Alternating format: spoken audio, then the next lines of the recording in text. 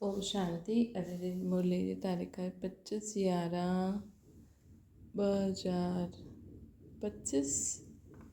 अॼु मिठा बाप दादा चवनि था, मीठे मीठे ॿार, आत्मा खे सतो प्रधान ठाहिण जो फुरनो अर्थात फ़िक्र रखो। कोई बि खामी न रहिजी वञे, माया गफ़लत न कराए। आत्मा खे सतो प्रधान ठाहिण जो फुरनो रखो, कोई भी खामी न रहिजी वञे, माया गफ़लत न कराए। प्रश्न त ॿारनि जे मुख सां कहिड़ा शुभ बोल निकिरणा खपनि।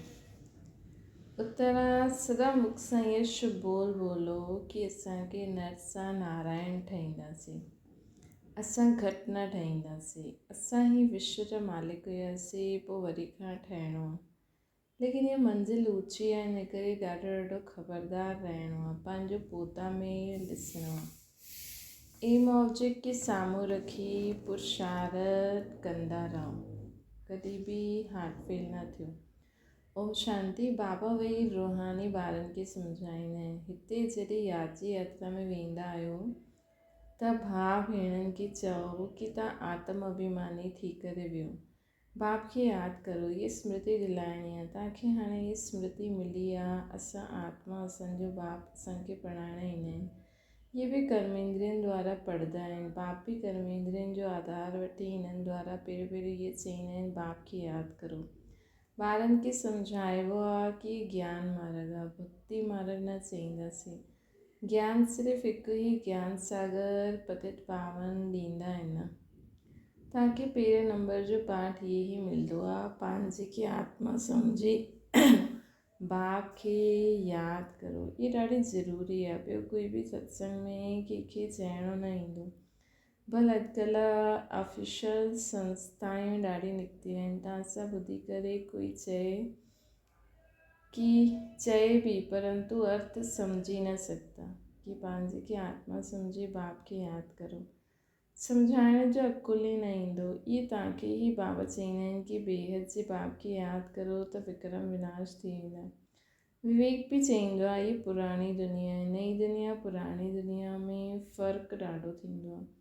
वो पावन दुनिया, ये पतित दुनिया। सॾ बि कंदा आहिनि, हे पतित पावन अचो, अची करे पावन ठाहियो। गीता में बि अक्षरा मामेकम यादि करो। देह जे सर्व संबंध त्याग, पंहिंजे खे आत्मा सम्झो। ये देह जे संबंध पहिरियों न हुया। तव्हां आत्मा हिते ईंदा आहियो पाठ वॼाइण, गायन बि आहे, अकेला आयासीं, अकेला वञिणो आहे। इन जो अर्थ मनुष्य न सम्झंदा आहिनि। हाणे तव्हां प्रैक्टिकल में ॼाणंदा आहियो। हाणे असां पावन ठहूं था यादि जी यात्रा सां व यादि जे बल सां। इहा आहे राजयोग बल, उहा आहे हठयोग, जंहिंसां मनुष्य थोरे समय जे लाइ तंदुरुस्त रहंदा आहिनि। सतयुग में तव्हां केतिरा तंदुरुस्त रहंदा आहियो न। हठयोग जी हुते दरगाह न आहे। इहे सभु हिते हिन छीची दुनिया में कंदा आहिनि। इहा आहे ई पुराणी दुनिया। सतयुग आहे नई दुनिया जो पास्ट थी वई। उन्हनि में न लक्ष्मी नारायण जो राज्य हुयो, ये कंहिंखे बि पतो न आहे। हुते हर चीज़ नई हूंदी आहे। गीत बि आहे न, जाग सजनियूं जाग। सतयुग में हर चीज़ नई हूंदी आहे। नवयुग आहे सतयुग, पुराणो युग आहे कलयुग। हाणे हिनखे कोई बि सतयुग न चईंदा, हाणे कलयुग आहे। तव्हां सतयुग जे लाइ पढ़ंदा आहियो। अहिड़ो पढ़ाइण वारो त कोई बि न हूंदो जो चए कि हिन पुराणी दुनिया सां तव्हांखे नई दुनिया में राजपद मिलंदो। बाबा जे सवाइ कोई चई न सघे। तव्हां ॿारनि खे हर ॻाल्हि जी स्मृति दिलाइबी आहे, गफ़लत न करणी आहे। बाबा सभिनि खे सम्झाईंदा आहिनि, किथे बि वियो, धंधो आदि करो, पंहिंजे खे आत्मा सम्झ करो। धंधो दौरी में ज़रा मुश्किलात थींदी आहे त जेतिरो थी सघे टाइम कढी यादि में वियो, तॾहिं आत्मा पवित्र थींदी। ॿियो कोई उपाय न आहे। तव्हां राजयोग सिखो था नई दुनिया जे लाइ। हुते आयरन एजेड आत्मा वञी न सघंदी। माया आत्मा जा पंख तोड़े छॾंदी आहे। आत्मा उड़ंदी आहे न, हिकु शरीर छॾे ॿियो वठंदी। हाणे असांजी आत्मा उड़ी करे परम धाम में वेंदी। पोइ नई दुनिया जे लाइ नए शरीर में ईंदी। आत्मा आहे सभिनि खां तीखो रॉकेट। तव्हां ॿार इहे नई नई ॻाल्हियूं ॿुधी करे तव्हांखे वंडर लॻंदो आहे। आत्मा कहिड़ो नंढो रॉकेट आहे न, हुन में 84 जन्मनि जो पार्ट नूंदल आहे। अहिड़ी ॻाल्हियूं दिलि में यादि रखण सां उमंग ईंदो। स्कूल में विद्यार्थियुनि जी ॿुधी में विद्या यादि रहंदी आहे। तव्हांजी ॿुधी में हाणे छा आहे, ॿुधी कोई शरीर में न आहे, आत्मा में ई मन बुद्धि आहे। आत्मा ई पढ़ंदी आहे, नौकिरी आदि सभु कुझु आत्मा ई कंदी आहे। शिव बाबा बि आत्मा आहे, परंतु उन्हनि खे परम चईंदासीं। उहे ज्ञान जा सागर आहिनि। उहा ॾाढी नंढी विंदी आहे, इहे कंहिंखे बि पतो न आहे। जो हुन बाप में संस्कार आहिनि उहे तव्हां ॿारनि में भरजनि था। हाणे तव्हां योग बल सां पावन ठहो था, है न। जो बाप में संस्कार आहिनि उहे असां ॿारनि में भरजनि था। हाणे तव्हां योग बल सां पावन ठहो था न, उन जे लाइ पुरुषार्थ करिणो पए, है न। जो बाप में संस्कार आहिनि उहे असां ॿारनि में भरजनि था। इन जे लाइ त बाबा सभु कुझु बुलाईंदा आहिनि न, ताकी असांजो लिंक हिकु बाप सां ई जुटे, बसि ॿियो कंहिंसां बि न जुटे, है न। छो बाबा सभु कुझु भुलजाए करे असांजो पाण सां कनेक्शन छो जुड़वाईंदा आहिनि, ताकी असांखे सिर्फ़ु बाप ई यादि रहे, ॿियो कुझु यादि ई न रहे, ताकी हुन समय असांजा संस्कार बाप जी चार्जिंग ते आहे न, जॾहिं चार्ज कंदा आहियूं त उन समय उहा तार स्विच सां उहा तार मोबाइल में ई जुड़ंदी आहे, है न। ॿिए कंहिं वटि करंट वेंदी त अधु बहिजी वेंदी, पूरी रीति मोबाइल चार्ज न थींदो। त ईअं ई हाणे असांखे न पंहिंजी आत्मा खे चार्ज करिणो आहे, त विच विच में असांखे ख़ुदि खे आत्मा सम्झी बाबा खे यादि करिणो आहे, बसि सभु कुझु भुलिजी करे। त कर्म योगी में ज़्यादा सुठी रीति सां चार्ज थींदी। ऐं एकांत में वेही करे बि अभ्यास करो, समय मिले त बसि उन समय बसि ॿियो कुझु बि न, बाबा ऐं मां। ॿियो जॾहिं कर्म क्षेत्र में ईंदा आहियो त कर्म कंदे हुए बाबा, पोइ विच विच में बसि मां ऐं बाबा। त बाबा चवंदा आहिनि कि हाणे तव्हां में उहे संस्कार भरजनि था। हाणे तव्हां योग बल सां पावन ठहो था, हुन जे लाइ पुरुषार्थ करिणो पए। पढ़ाई में फुरनो त रहंदो आहे कि किथे असां फेल न थी वञूं। हिन में पहिरीं नंबर जी सब्जेक्ट ई आहे आत्मा सतो प्रधान ठहे, कुझु खामी रहिजी न वञे,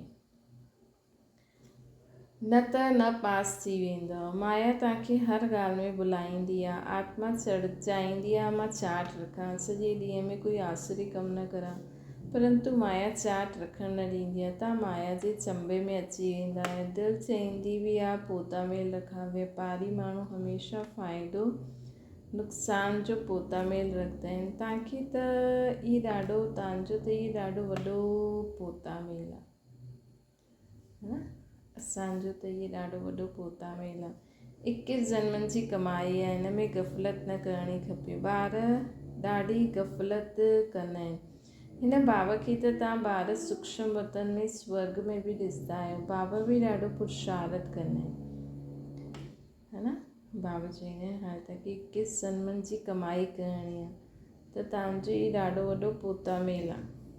इन में गफ़लत न करणी आहे। असांखे ॾाढो संभली करे हलणो आहे। संकल्प विकल्प व्यर्थ संकल्प ईंदा, लेकिन उन ते ध्यानु न ॾियणो आहे। ॿार ॾाढी गफ़लत कंदा आहिनि। हिन ते बाबा हिन बाबा खे त ॿार सूक्ष्म वतन में स्वर्ग में बि ॾिसंदा आहिनि। बाबा बि ॾाढो पुरुषार्थ कंदा आहिनि, वंडर बि खाईंदा रहंदा आहिनि। बाबा जी यादि में सनानु कंदो आहे, भोजन खाईंदो आहे, पोइ भुलिजी वेंदो आहे, पोइ यादि करणु लॻी वेंदो आहे। वॾी सब्जेक्ट आहे न, हिन ॻाल्हि में कोई बि मतभेद अची न सघंदो आहे। गीता में बि आहे न, देह से देह जी सभु धर्म छॾियो, बाक़ी रही आत्मा। देह खे भुलिजी पंहिंजे खे आत्मा सम्झो। आत्मा ई पतित तमो प्रधान ठही आहे। आत्मा ई पतित तमो प्रधान ठही वियो।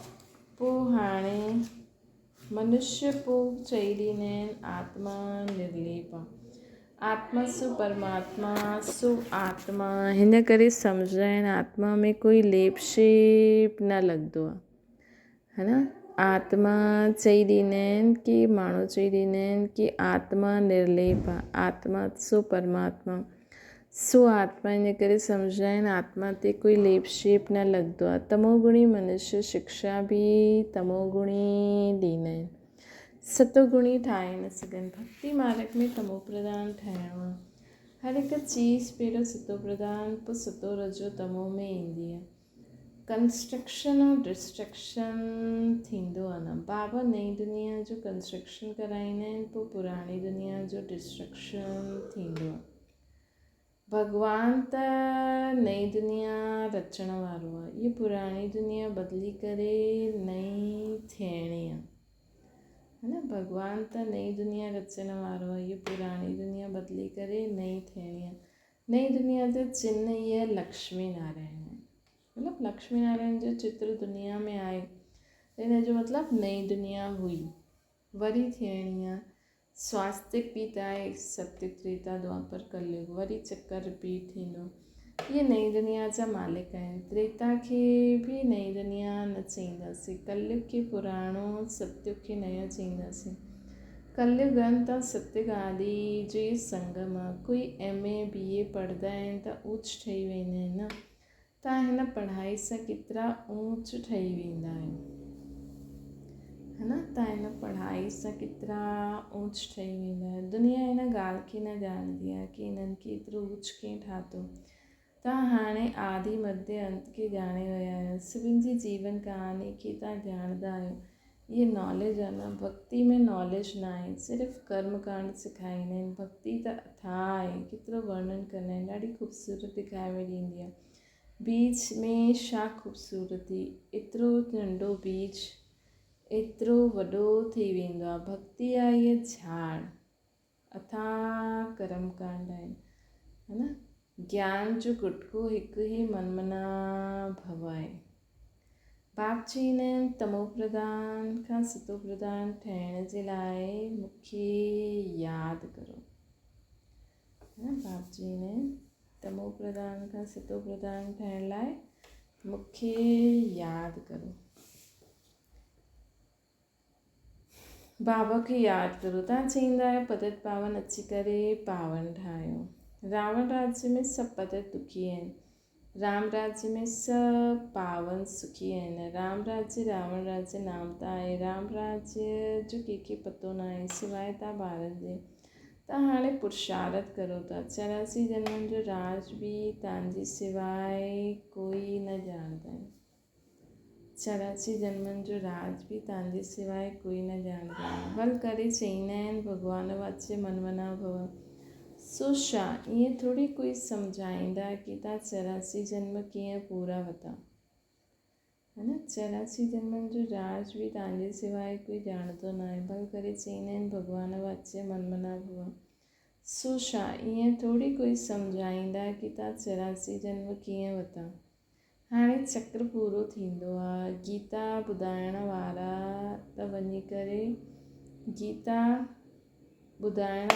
वञी करे ॿुधो गीता में छा छा चईंदा आहिनि। तव्हांजी बुद्धि में त हाणे सॼो ज्ञान टपकंदो आहे न। बाबा पुछंदा आहिनि अॻियां कॾहिं मिलियो आहे। चईंदा आहिनि हा बाबा कल्प पहिरियों मिलियासीं। बाबा पुछंदा आहिनि ॿियो तव्हां उत्तर ॾींदा आहियो अचे। ईअं न कि तोते मिसल चई ॾींदा आहियो कि बाबा पुछंदा आहिनि छो मिलिया हुयो, छा पायो। तव्हां चई सघंदा आहियो असां विश्व जो राज्य पायो हुयो, उन में सभु अची वियो। बाबा पुछंदा आहिनि अॻियां कॾहिं मिलिया। चईंदा आहिनि हा बाबा कल्ह पहिरियों मिलियासीं। बाबा पुछंदा आहिनि ऐं तव्हां उत्तर ॾींदा आहियो अर्थ सहित। ईअं न कि तोते मिसल चई ॾींदा आहियो। पोइ बाबा पुछंदा आहिनि छो मिलिया आहियो, छा पायो हुयो, त तव्हां चई ॾींदा आहियो असां विश्व जो राज्य पायो हुयो, हुन में सभु अची विया आहिनि। भल तव्हां चईंदा आहियो नर सां नारायण ठहियासीं, परंतु विश्व जो मालिक ठहिणु उन में राजा रानी ऐं डिनाइस्टी सभु आहे, है न। उन जो मालिक राजा रानी प्रजा सभु ठहींदा। इनखे चईंदासीं शुभ ॻाल्हाइणु। असां त नर सां नारायण ठहींदासीं। इहे घटि कमु न। बाबा चईंदा आहिनि हा ॿार पूरो पुरुषार्थ करो। पंहिंजो पोता महिल बि ॾिसणो आहे। हिन हालति में असां ऊच पद पाए सघंदा आहियूं व न। केतिरनि खे रास्तो ॿुधायो, केतिरे अंधनि जी लाठी, केतिरनि जी अंधनि जी लाठी ठहियासीं। अगरि सर्विस न कंदा त सम्झणो खपे असां प्रजा में हली वेंदासीं। पंहिंजी दिलि सां पुछिणो आहे अगरि हाणे असांजो शरीर छुटी वञे त असां छा पद पाईंदासीं। ॾाढी वॾी मंज़िल आहे त ख़बरदार रहणो खपे, है न। त ख़बरदार रहणो खपे। अॼु बाबा की बार बार चवनि था कि ख़बरदार रहो, है न। हिन ज्ञान खे हाणे जे समय खे हर हिकु सेकेंड खे लाइट न करिणो। हाणे जो हर सेकेंड बाप जी यादि में वेंदो त असांजो सॼो कल्प ॾाढो सुठो ईंदो, है न। बाबा चवनि था पंहिंजी दिलि सां पुछिणो आहे कि असां छा ठाहींदासीं।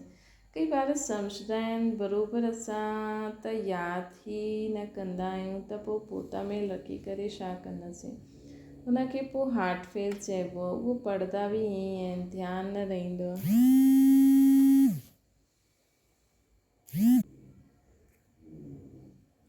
बाबा चईंदा आहिनि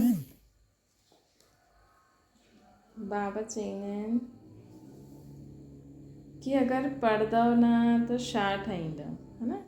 ध्यानु रहे। कई ॿार सम्झंदा आहिनि कि असां बराबरि यादि ई न कंदा आहियूं त पोइ पोता में रखी करे छा कंदासीं।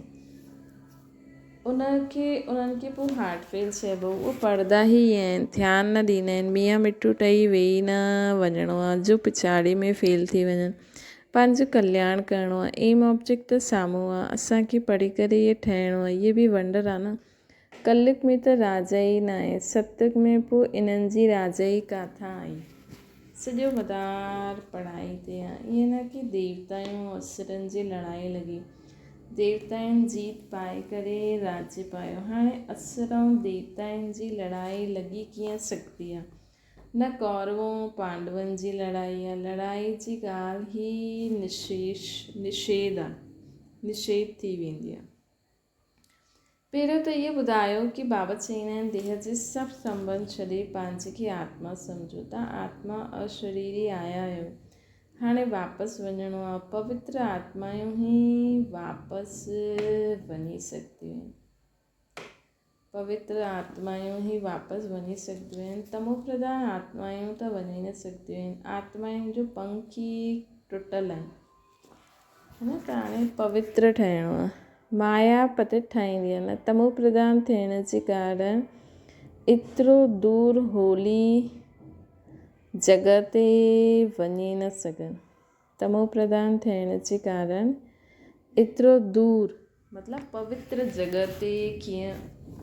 बाबा चवनि था तमो प्रधान हुजण जे कारण आत्मा तमो प्रधान आहे। आत्मा जो पंख टुटल आहिनि। त जेसिताईं आत्मा पावन न ठहींदी तेसिताईं एतिरी पवित्र जॻह ते वञी न सघंदी। त हुन पवित्र जॻह ते वञण जे लाइ आत्मा खे ज्ञान योग जा पंख लॻाइणा आहिनि, मतिलबु पवित्र ठहिणो आहे। हाणे तव्हांजी आत्मा चईंदी कि असां असुल परम धाम में रहण वारा आहियूं। हिते इहे 5 तत्वनि जो पुतलो वठो आहे पाठ वॼाइण लाइ। मर्दा आहिनि त चईंदा आहिनि स्वर्गवासी थियो। केरु हुते शरीर वियो या आत्मा। शरीर ते त तव्हां जलाए आहियो, बाक़ी रही आत्मा उहो स्वर्ग में त वञी न सघे। स्वर्ग में त तॾहिं वञे जॾहिं हिते हिन दुनिया में स्वर्ग हुजे। मनुष्य खे त इहे जीअं ॿुधायो उहो चईंदा रहंदा आहिनि। जीअं भक्ति मार्ग वारनि भक्ति ई सिखलाई आहे न। ऑक्यूपेशन जो कंहिंखे पतो न आहे। शिव जी पूजा सभिनि खां ऊच कंदा आहिनि। ऊच ते ऊच शिव आहे। उन्हनि खे ई यादि करो, सिमरन करो।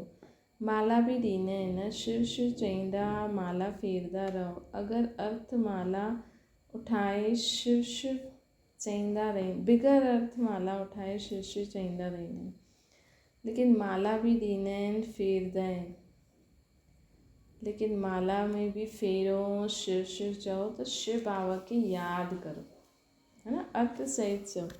अनेक प्रकार जी शिक्षाऊं गुरू माण्हू ॾींदा आहिनि। हिते त हिकु ई ॻाल्हि आहे, बाबा ख़ुदि चईंदा आहिनि, मूंखे यादि करण सां विक्रम विनाश थी वेंदा, है न। शिव शिव मुख सां चइणो न आहे, बाप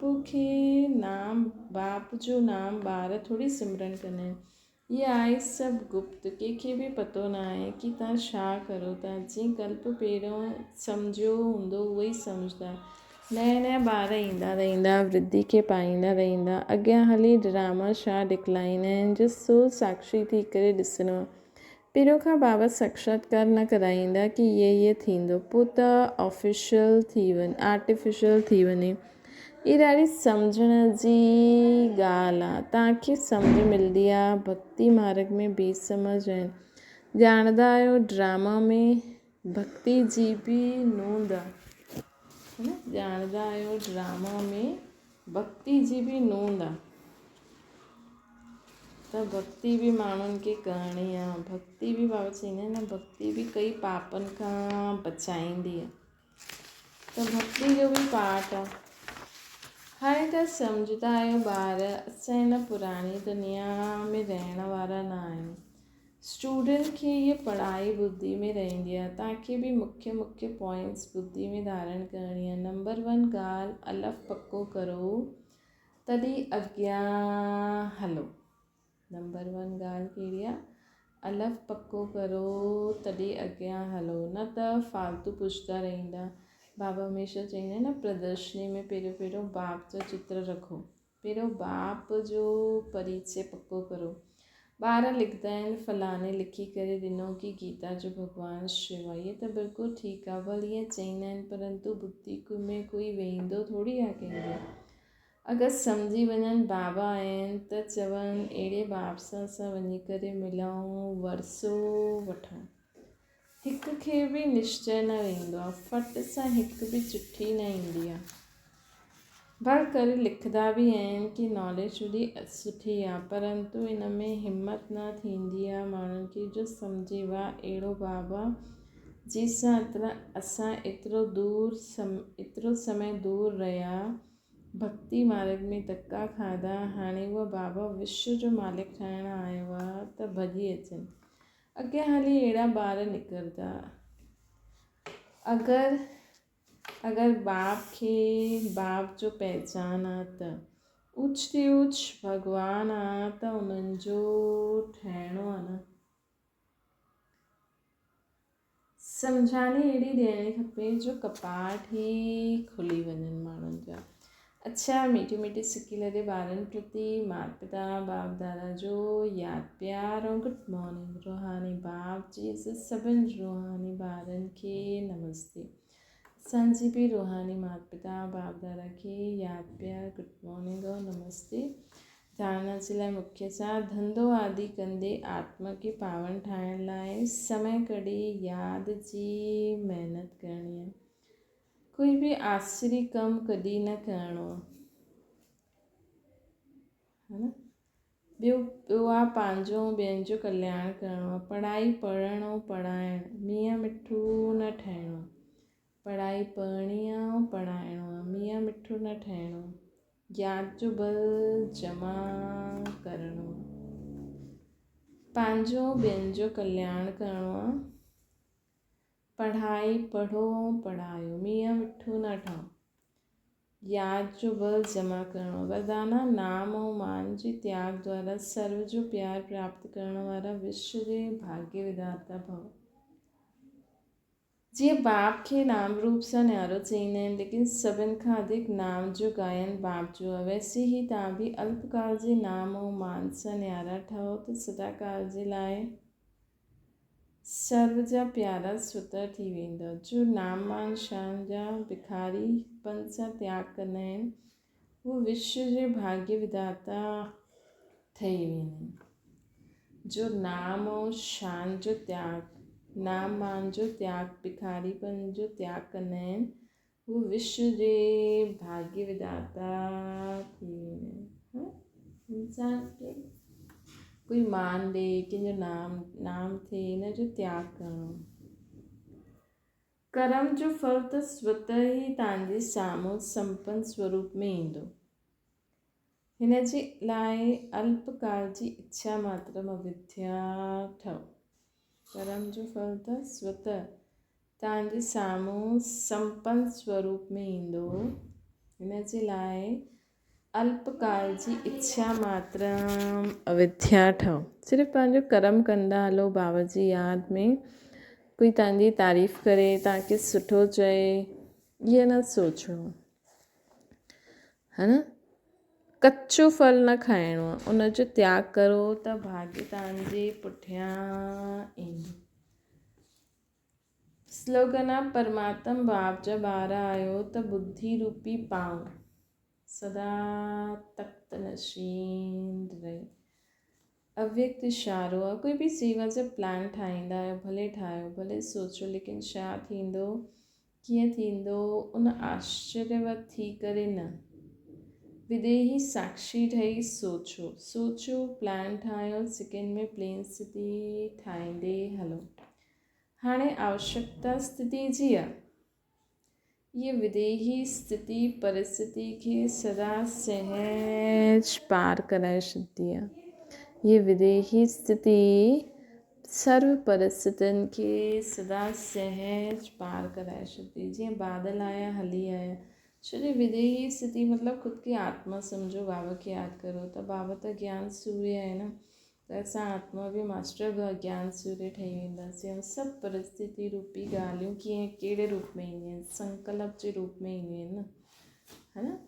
त उन्हनि सभिनि खे असां जी किरनियूं, बाबा द्वारा जो किरनियूं मिलंदियूं, हुन सां सभु पार थी वेंदा।